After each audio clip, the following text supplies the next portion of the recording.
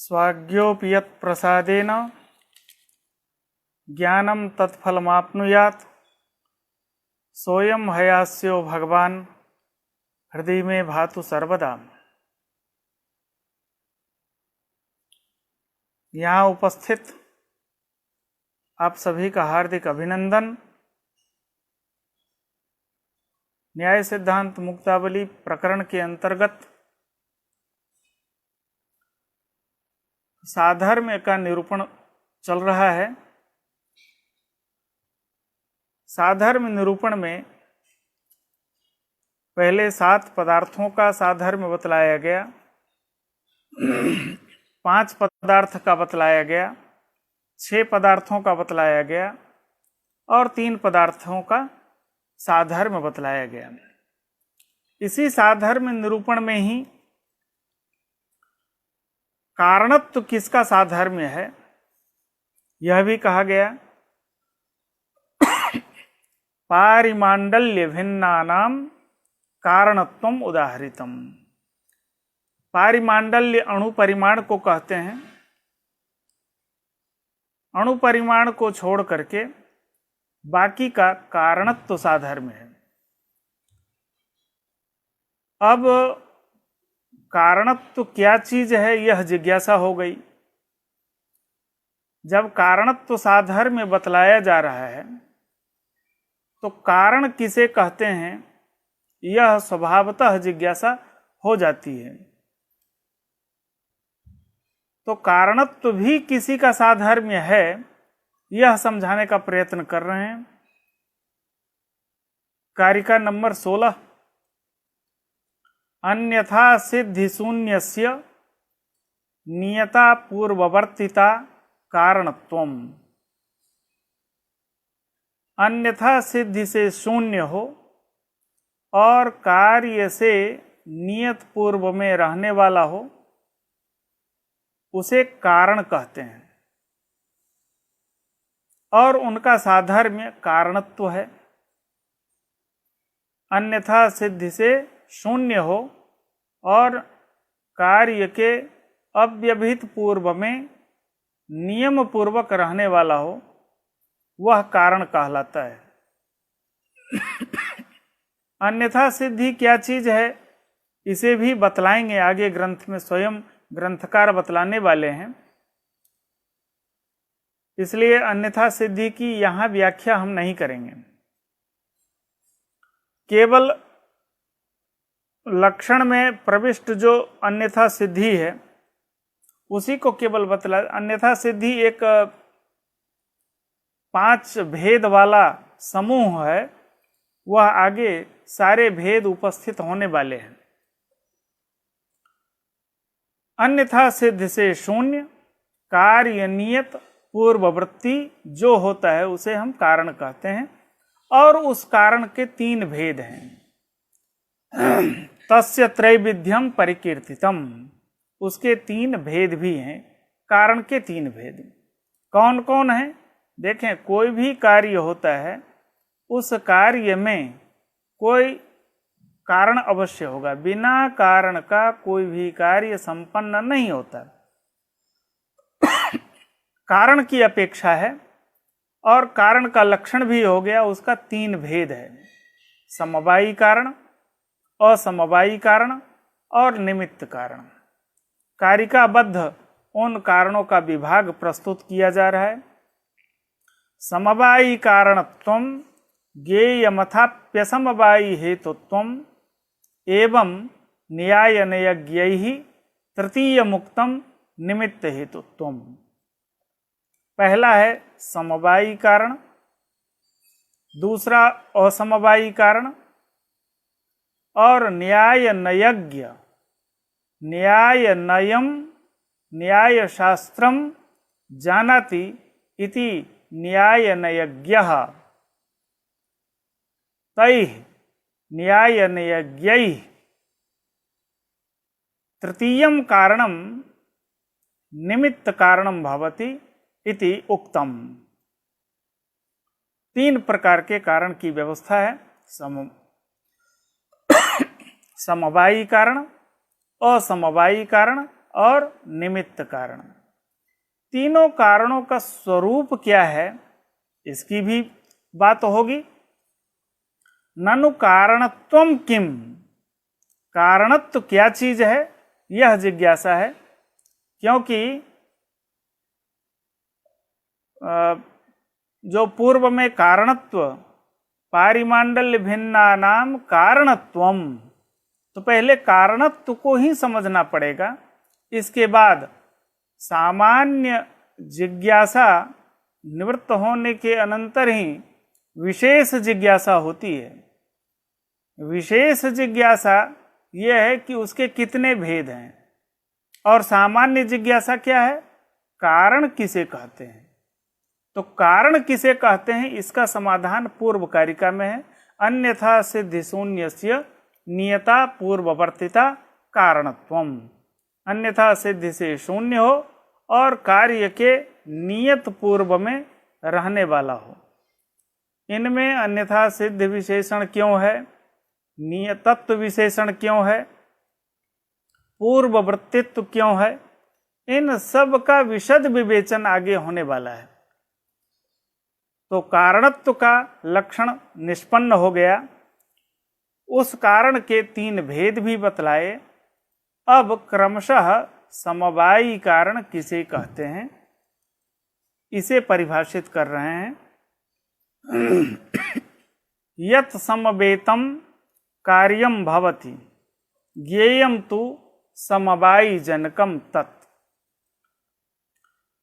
यत् समवेतम, यहाँ कोई विभक्ति नजर नहीं आ रही है, इसलिए इसे यस्मिन समवेतम सप्तमी तत्पुरुष समास कर लें। जिसमें समवाय संबंध से कार्य उत्पन्न होता है वह होता है समवायी कारण। एक उदाहरण लेते हैं, घटात्मक कार्य को हम उत्पन्न करेंगे। घट कार्य है, वह घट समवाय संबंध से जहां उत्पन्न होगा वही होगा समवायी कारण। घट अपने अवयव कपाल में उत्पन्न होता है और वह समवाय संबंध से उत्पन्न होता है, इसलिए कपाल घट का समवायी कारण होगा। यस्मिन समवेतम, यस्मिन अधिकरणे समवाय संबंधेन कार्यम उत्पद्यते तत् समवायी कारणम। अधिकरण कौन है, घट का कपाल है। उसी अधिकरण में, कपालात्मक अधिकरण में घट रूप जो कार्य है, घटात्मक कार्य है, वह घटात्मक कार्य समवाय संबंध से उत्पन्न होता है, इसलिए घटात्मक कार्य का समवायी कारण कपाल हो गया। एतावता यत् समवेतम कार्यम उत्पद्यते तत् ज्ञेयम तु समवायी जनकम तत्, वह समवायी कारण हुआ। दूसरा असमवायी कारण है तत्रासन्नम जनकम द्वितीयम आभ्याम परम तृतीयम। यह आभ्याम परम तृतीयम निमित्त कारण का है, लेकिन तत्रासन्नम जनकम, तत्र का मतलब अभी हम समवायी कारण का निरूपण किए, इसलिए तत्र पद से हम समवायी कारण को ही लेंगे। समवायी कारणे आसन्नम विद्यमानम कारणम असमवायी कारणम। यहीं पर हम देखते हैं घट समवाय संबंध से अपने अधिकरण अवयव जो कपाल है उसमें उत्पन्न हुआ, इसलिए कपाल तो समवायी कारण हो गया। अब तत्र पद से हम कपाल को लेंगे जो समवायी कारण है। उस समवायी कारण में जो समवाय संबंध से विद्यमान हो, समवायी कारण घट का कौन है? कपाल। उस कपाल में समवाय संबंध से जो रहेगा वह घट का असमवायी कारण होगा। जो समवायी कारण है घट का, उसमें समवाय संबंध से कपाल संयोग रहता है। क्यों समवाय संबंध से है? कपाल द्रव्य है और संयोग गुण है, इसलिए कपाल संयोग कपाल में समवाय संबंध से रहेगा और कोई संबंध नहीं रहेगा। इसलिए कपाल संयोग घटात्मक कार्य का असमवायी कारण हो गया। तत्रासन्नम जनकम द्वितीयम, द्वितीयम अर्थात द्वितीयम कारणम, दूसरे नंबर का कारण असमवायी कारण है। यह असमवायी कारण का लक्षण हो गया। और आभ्याम परम, समवायी कारण असमवायी कारणाभ्याम परम अर्थात भिन्नम निमित्तम कारणम तृतीयम, इन दोनों से भिन्न हो और कारण हो उसको हम निमित्त कारण कहते हैं। मुक्तावली में देखें, समवायी कारण बिल्कुल स्पष्ट था, इसलिए समवायी कारण के निरूपण के लिए कोई मुक्तावली में पंक्ति नहीं है। असमवायी कारण के लिए अवश्य है। समवायी कारणे तत्र को लिया, समवायी कारणे आसन्नम मने विद्यमानम प्रत्यासन्नम कारणम द्वितीयम असमवायी कारणम, वह द्वितीय नंबर का है, दूसरे नंबर का कारण है, उसे हम असमवायी कारण कहते हैं।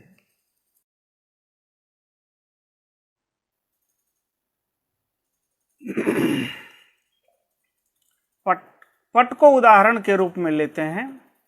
पट कार्य है और उस पटात्मक कार्य का समवायी कारण तंतु है, क्योंकि पट तंतु में समवाय संबंध से उत्पन्न होता है। जब तंतु में समवाय संबंध से उत्पन्न हुआ तो कपाल की तरह तंतु समवायी कारण हो गया, और तंतु में तंतु संयोग समवाय संबंध से रहेगा, इसलिए तंतु संयोग पट का असमवायी कारण हो गया।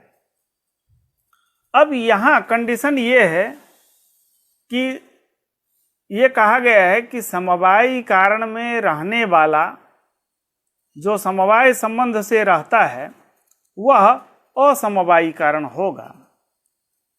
यहां पर प्रश्न ये है, अत्र यद्यपि, यद्यपि से इसे उठाया जा रहा है, खूब ध्यान से देखेंगे। अत्र यद्यपि तूरी तंतु संयोगानाम पटा समवायी कारणत्वं स्यात्, पट का समवायी कारण तंतु है, असमवायी कारण तंतु संयोग है। तो जिस तरह से पट का असमवायी कारण तंतु संयोग है, ऐसे ही तूरी तंतु संयोग भी पट का असमवायी कारण हो जाए। अब यहां तूरी क्या चीज है यह समझ लेते हैं। तूरी हम उसे कहते हैं जो पट निर्माण के लिए धागा अपेक्षित होता है, और उस धागा को लपेटने वाला एक लकड़ी का बना हुआ है, उसे हम तूरी कहते हैं। उस तूरी में ही धागा लपेटा हुआ होता है, और उसी लपेटे हुए धागे को हम इधर से उधर करते हैं तो पट का निर्माण होता है। तो जैसे तंतु संयोग पट का असमवायी कारण है, ऐसे ही तूरी तंतु संयोग भी पट का असमवायी कारण हो जाए। एक प्रश्न। दूसरा, वेगादीनाम अभिघातादि असमवायी कारणत्वं स्यात्। वेगादीनाम अभिघाताद्यसमवायी कारणत्वं स्यात्।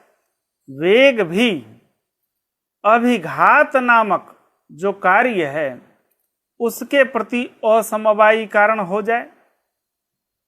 एवं ज्ञानादि नाम ज्ञान भी इच्छाद्य समवायी कारणत्वं स्यात्। इच्छा आदि का असमवायी कारण हो जाए। 3 प्रश्न हैं। पट का असमवायी कारण जैसे तंतु संयोग है वैसे तूरी तंतु संयोग हो जाए। वेग भी अभिघात का असमवायी कारण हो।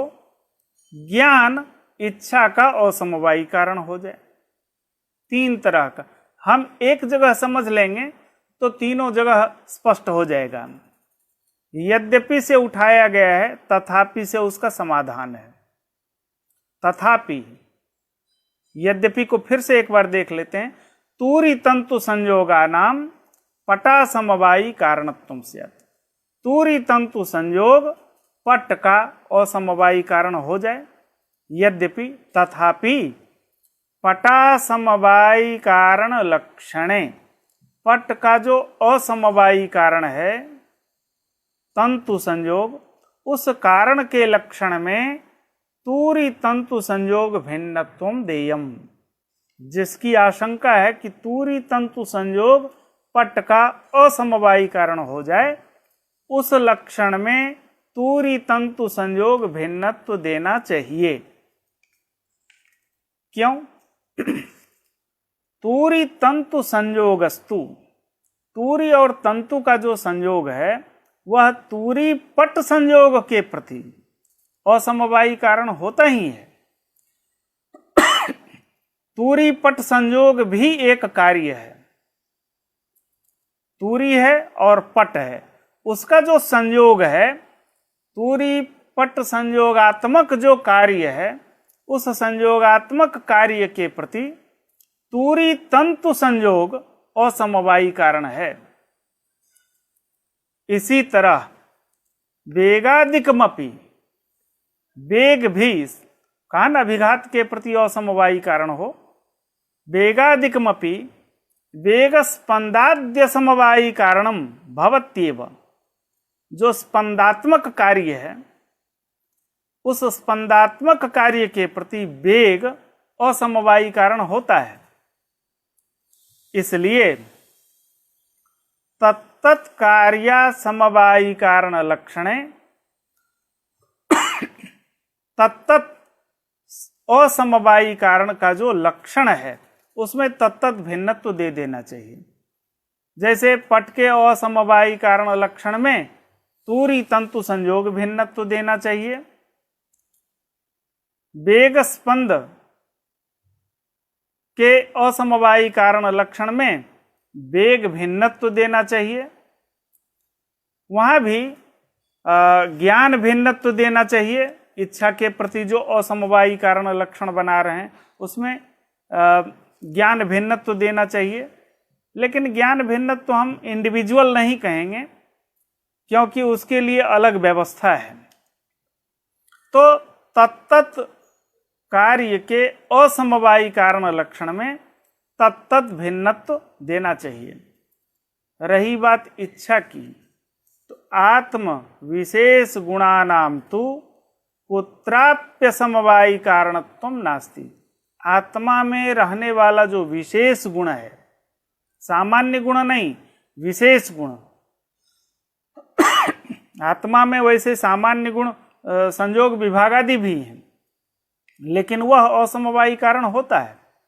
आत्मा के जो विशेष गुण हैं, ज्ञान है, इच्छा है, सुख दुख है, ये 9 विशेष गुण हैं। तो आत्मा के जो विशेष गुण हैं वह किसी के प्रति कहीं भी असमवायी कारण नहीं होते हैं। इसलिए तेन तद भिन्नत्वं सामान्य लक्षणे देयमेव, उसी में ज्ञान भी आ गया। इसलिए इच्छा के प्रति ज्ञान भिन्नत्व देने की अलग से आवश्यकता नहीं है, वह समष्टि में ही चला गया। आत्मा का विशेष गुण कहीं भी असमवायी कारण नहीं होता है, इसलिए एक साथ कह दिया आत्मवृत्ति जो विशेष गुण है वह किसी के प्रति असमवायी कारण नहीं होता है। इसलिए असमवायी कारण लक्षण में आत्म विशेष गुण, आत्मा के जो विशेष गुण हैं वह असमवायी कारण नहीं होता है। इसलिए तद भिन्नत्वम, आत्म विशेष गुण भिन्नत्वम सामान्य लक्षणे देयमेव। यहाँ पर समवायी कारण में जो प्रत्याशक्ति है यह दो प्रकार की प्रत्याशक्ति है। अत्र समवायी कारणे प्रत्यासन्नम द्विविधम। कौन है?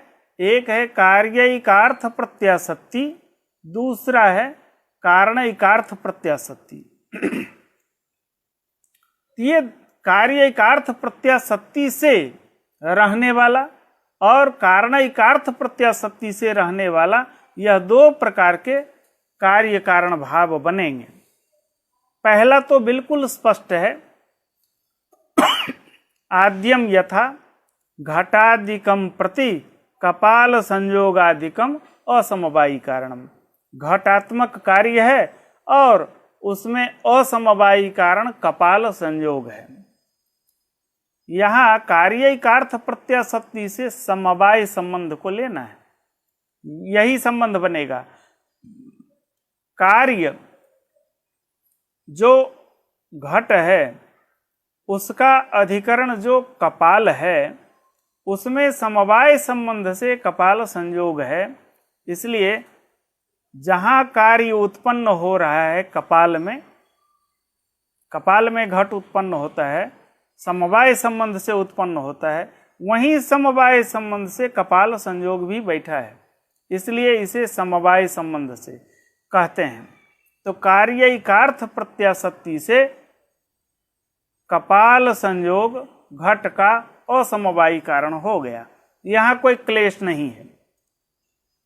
आद्यम यथा घटादिकम प्रति कपाल संयोगादिकम असमवायी कारणम। तत्र कार्येण, कार्य घट है, घटेन सह कारणस्य असमवायी कारण कौन है? कपाल संयोग। कारणस्य कपाल संयोगस्य एकस्मिन् कपाले प्रत्याशक्ति संबंधः अस्ति, वह समवाय संबंध है। तो कपाल संयोग भी कपाल में समवाय संबंध से है, वहीं पर घट भी समवाय संबंध से उत्पन्न हो गया। द्वितीयम, दूसरा जो कारणिकार्थ प्रत्याशक्ति है उसको समझा रहे हैं। यहां हम कार्य बदल रहे हैं। पहले कार्य घट था, अब कार्य घट का रूप है, रक्त रूप वाला घट है, वह रूप सहित घट कार्य है, अर्थात घट रूप कार्य है। घट रूपम घट रूपम प्रति कपाल रूपम असमवायी कारणम। घट रूप के प्रति कपाल रूप असमवायी कारण होगा। कैसे हो रहा है? तत्र स्वगत रूपादिकम प्रति समवायी कारणम घट। घट का जो रूप है रक्त रूप, उस रक्त रूप के प्रति समवायी कारण घट होता है। घट के रूप के प्रति समवायी कारण घट होगा, द्रव्य है। वही कह रहे हैं, तत्र स्वगत रूपादिकम प्रति समवायी कारणम घट। तेन सह घटेन सह कपाल रूपस्य एकस्मिन् कपाले प्रत्याशक्ति अस्ति। उसके साथ में कपाल रूप जो है वह एकस्मिन् कपाले अर्थात कपाल में भी समवाय संबंध से है।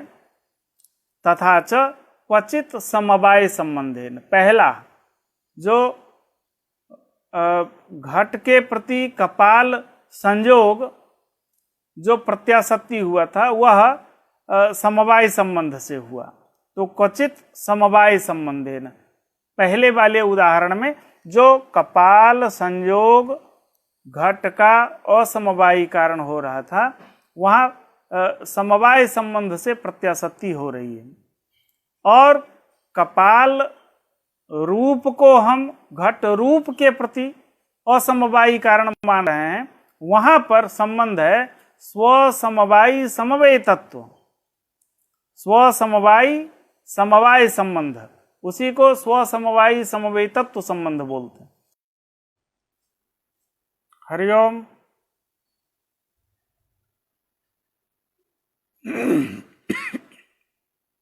हरिओम।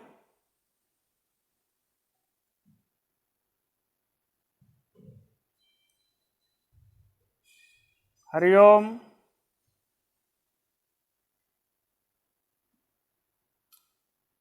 जी, नेट की समस्या हो रही थी। तो तीन तरह अन्यथा सिद्ध का निरूपण कर रहे हैं। तीन तरह के कारण तो होते हैं, एक होगा समवायी कारण, दूसरा होगा असमवायी कारण, तीसरा होगा निमित्त कारण। लेकिन जो कारण तो नहीं है लेकिन कारण होने की जिद कर रहा हो, उसे हम अन्यथा सिद्ध शब्द से कहेंगे। ध्यान देंगे, हम बहुत इस ढंग से कहना चाहते हैं ताकि सभी को अवगमन हो जाए। कोई भी कार्य है उसके तीन कारण तो होंगे, एक समवायी कारण होगा, दूसरा असमवायी कारण होगा और तीसरा निमित्त कारण होगा। लेकिन इन तीनों में से कोई नहीं हो लेकिन वह कारण होने की हठ कर रहा हो, जिद कर रहा हो, योग्यता के बिना ही कह रहा हो कि हम कारण हो सकते हैं। व्याकरण में एक प्रयोग है ना, पंडितम मन्यः,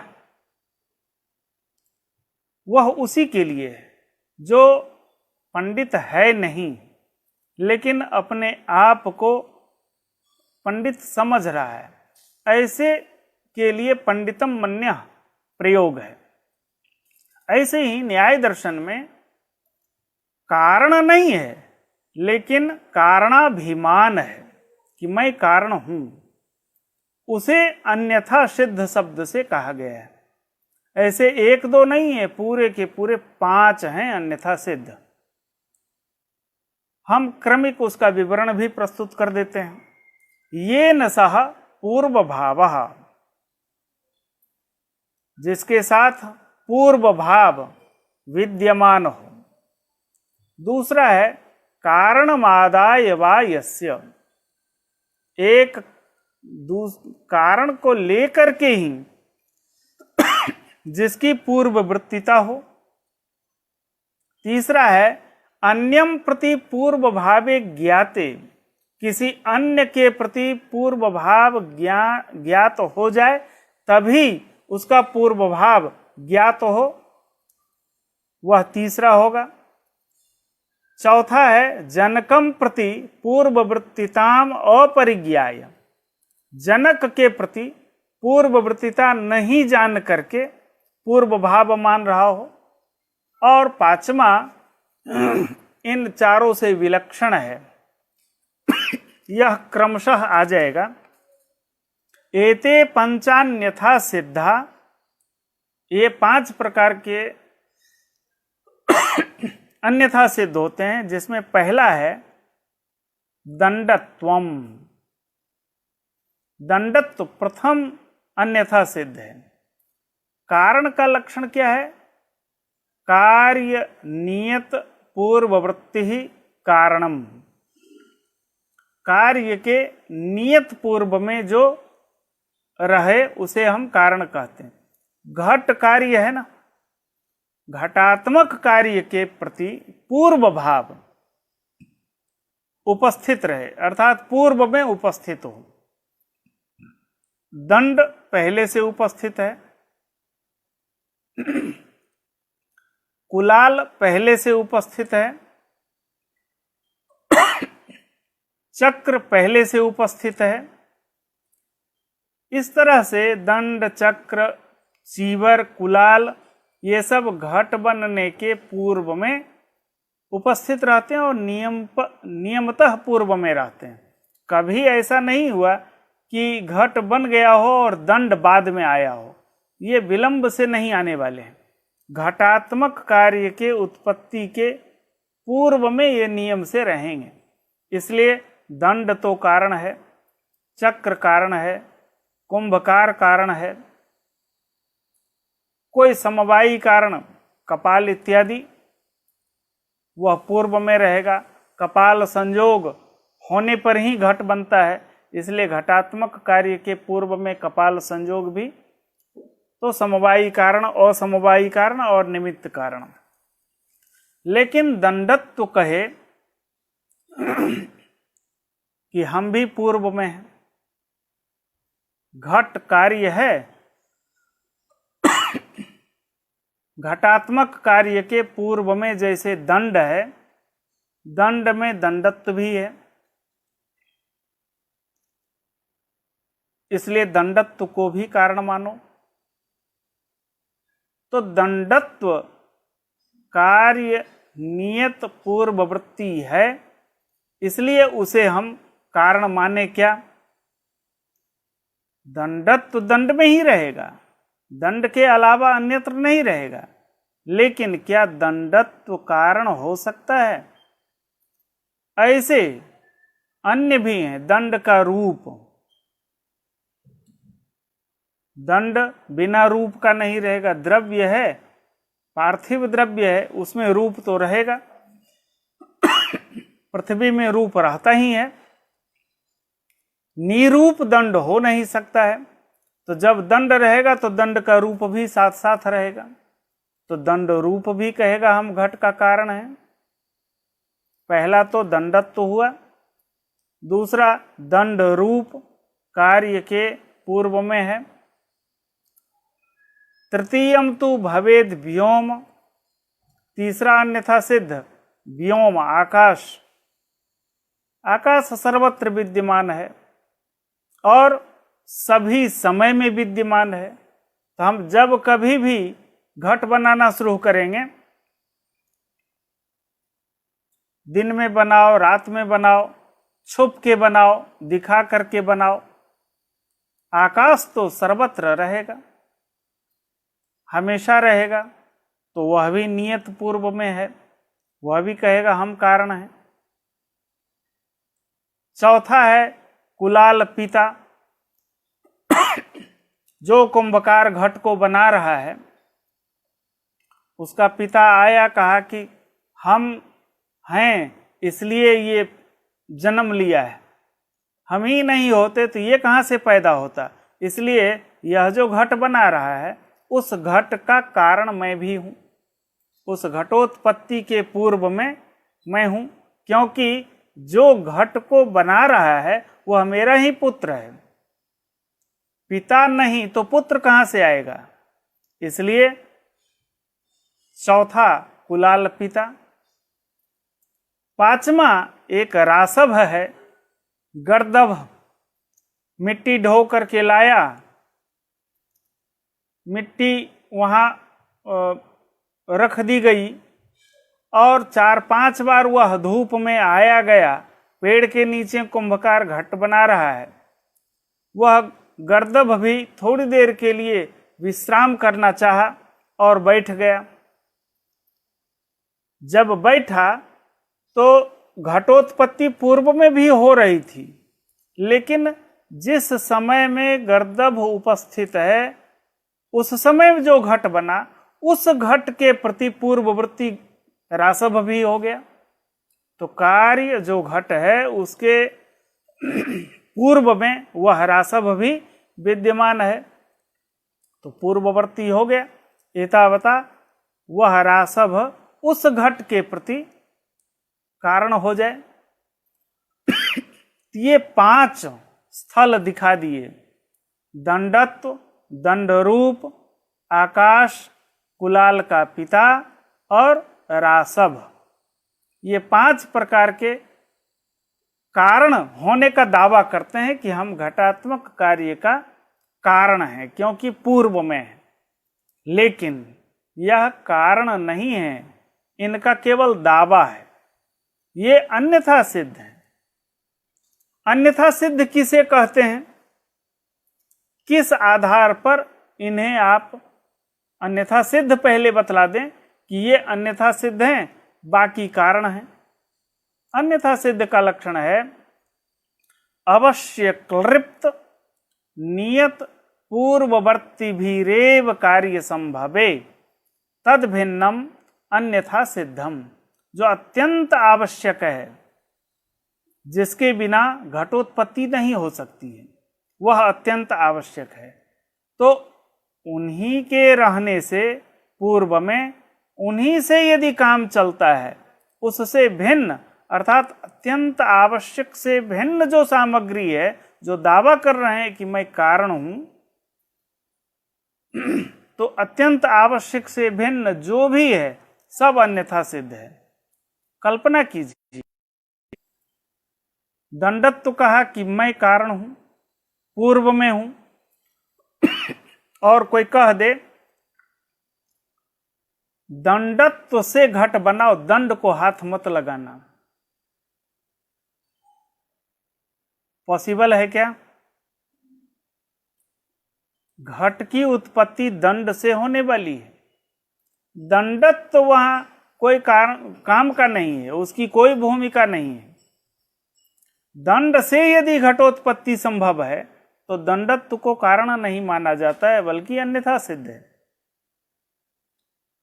दंड रूप से घट बनाओ, दंड से काम नहीं लेना है।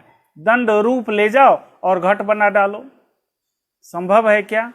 नहीं है। इसलिए दंड रूप अन्यथा सिद्ध है।